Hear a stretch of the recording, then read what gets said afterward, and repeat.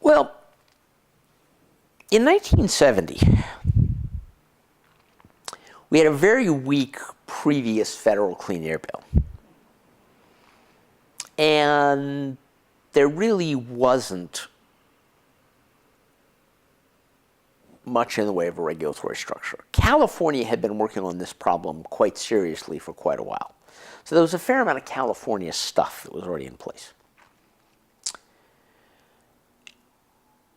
With the burgeoning of concern about pollution, which is really what drove Earth Day. Earth Day was more about pollution than it was about parks or forests or wilderness.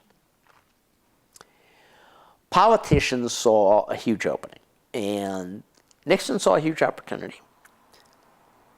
And the Democrats saw a big opportunity, and the Democrat who saw the biggest opportunity was Ed Muskie, who was getting ready to run against Nixon, and was the chairman of what's now the Environment and Public Works Committee, and then was just the Senate Public Works Committee. But he happened to have jurisdiction over clean air and clean water. And Muskie decided that he was going to run against Nixon as the man who cleaned up the sky. And Ralph Nader had just written a book called The Vanishing Air, which was the one book I read, written by a couple of Nader's raiders, one of whom was a guy named John Esposito, and I can't remember who the other one was. And Nader had a particular approach, which was that technology was going to get better. Technology was getting better. And that we should simply require that as technology got better, factories and power plants and auto companies would have to adopt whatever the latest technology was.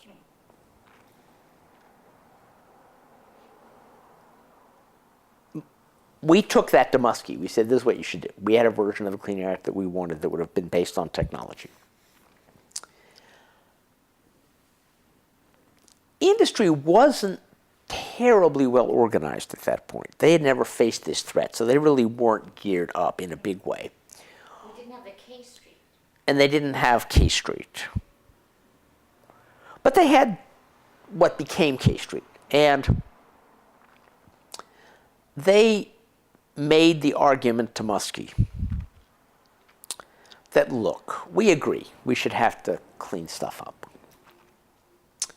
But we have a bunch of old factories, old power plants that we're going to be retiring in the next couple of years. It doesn't make any sense to spend money cleaning it up. So you ought to have a Clean Air Act that has two pieces. There's a set of rules for new stuff, which should be really tough. And then you should only clean up the old stuff if you really need to. And then we'll have the choice to shut it down. And Muskie brought this compromise back to us. And us was a dozen, probably, environmental lobbyists, roughly of my age. So let's be clear, there was not a single, anybody you would take seriously today involved. And we didn't like it. But we didn't have a very solid basis for not liking it. We just... You suspected something. Well, and it wasn't our idea. You got to remember that. That was a factor. But this was what Muskie said was the price of getting this bill through. And the bill was quite good on autos. Because on autos, they couldn't make that argument. They couldn't say, oh, because we were not going to make people retrofit their cars. We were only going to influence new cars. So we didn't have that issue with cars. And everybody at that point thought the clean air problem was cars. That was the big focus. So because we were getting what we wanted on cars, we took something we didn't quite want on power plants and factories. And when the auto industry saw that the utilities had got what they wanted and they had been actually thrown under the bus, they came unglued. And the presidents of the big three all got on their private jets and flew to Washington to lobby Muskie. And it was a big front page story in the Washington Post that the big three had flown to Washington to lobby Muskie, which they'd never done before. And at that point, Muskie couldn't back down. Because if he'd backed down, Nixon would have been able to say, he's a wimp. And Nixon couldn't support the big three because if he did that, he would help Muskie. So the big three actually threw Muskie and Nixon into each other's arms, even though they were going to run against each other, so that neither one of them could actually back down. This is very funny. And You didn't plan this. no, we did not plan this at all. We could not have planned this. So the bill passed. But the other half of the equation, the half that I said, actually was, I think, actually vastly, vastly damaging. Not only because it slowed down the cleanup, because what happened, of course, was they didn't shut down those power plants, and they didn't shut down those factories. They just kept them going. They became zombies, and some of them are still operating today. And they did that in order to avoid making the change. To avoid the very substantial cost of building new stuff that was clean. But what they did was it in effect put the environmental movement on the side of slow turnover. We kept pushing, trying to get cleanup by making the new stuff cleaner and cleaner and cleaner. And what that did was to mean that the new stuff happened slower and slower and slower. So we actually inadvertently put ourselves on the side of a slow turnover of capital stocks in the American economy, which when the climate crisis came along, became hugely damaging. Because the biggest problem we have is not that we don't know how to build new stuff that's really low carbon, but is we don't have a society which rapidly, in the routine course of business, replaces the old stuff. So that was a very, very consequential, destructive, you can look back and say poorly informed, but you say, well, but the knowledge that it would have taken to make a different call. First of all, I'm not sure we had the power. We could have said no to Muskie, he might well have done it anyway. But we didn't say no to Muskie. And we didn't set out from that moment to undo that compromise. Looking back. When did you realize that this was not good? It doesn't sound good for industry either. No, it was very good. Well, it wasn't good. No, it wasn't good. It wasn't good. It turned out to be good for, there's a split in industry. In any sector, whether you're talking about cars, or you're talking about utilities, you're talking about chemical companies, steel, you have industry technology leaders, you have innovators. Typically, they're companies run by their engineers. And they're companies that have very, very high levels of technological competence. And then you have bottom feeders. You have companies that are low-cost producers. It was very good for low-cost producers. It was very bad for industry leaders. You're right. It was bad for the Dows and the DuPonts and the 3Ms and actually the Chryslers of the world, who were the technological innovators. It was good for the GMs and the American Electric Powers and the Koch brothers and the bottom feeders. So we actually created a regulatory structure that advantaged the wrong part of American industry. I didn't realize, I knew that it had been that they were screwing us on power plants.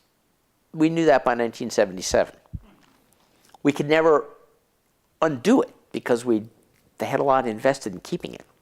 We fought it in 77 and we fought it in 1990, but we got beaten both times.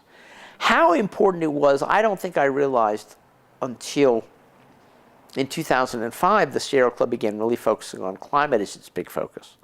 And we started looking at the power sector. And I realized that these are the same goddamn power plants that we were promised were going to be retired in 1970. Yeah.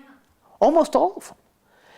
And I realized that we had created these zombies and that the whole process of turnover and of capital stock replacement and of innovation had been slowed down because over time,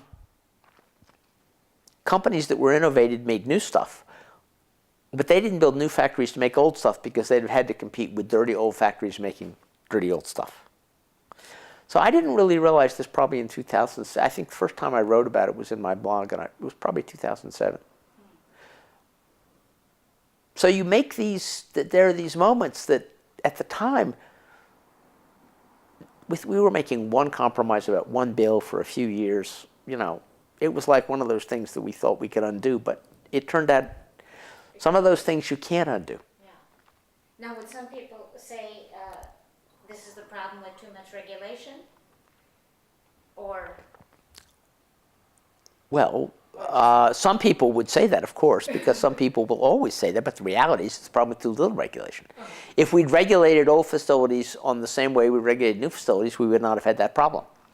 So there's actually an argument for more consistent, and actually at this point we really do have, I think, a serious challenge and an opportunity, which is we have in the United States an environmental compliance system which is not stringent enough and is too slow and clunky. We slow things down, but the result of slowing them down is simply to slow them down. It's not necessarily to make them better. We ought to trade that for a compliance system that would have higher standards and faster results. So people shouldn't have to wait as long to get a permit, but the permit ought to have higher standards. And I actually but think, how would you affect that? well, you'd have to sit down with the innovative businesses. Environmentalists would have to sit down with the innovative business and say, okay, here's a trade. You want to get your permits fast. The price of getting your permits fast is everybody's permits have to be tougher. The innovative businesses would take that like that. I'm not sure the environmental community would, because I think the environmental community has gotten very vested in the ability of communities where we are well represented and well organized to hold off industrial development. And this would mean that all industrial development would be cleaner, but change would happen faster. So we would actually be in a world in which Marin County would probably have more environmental impact from development, and Riverside County would be vastly cleaner. And whether the environmental movement, which is much stronger in Marin County than it is in Riverside County, would take that deal, history will tell us.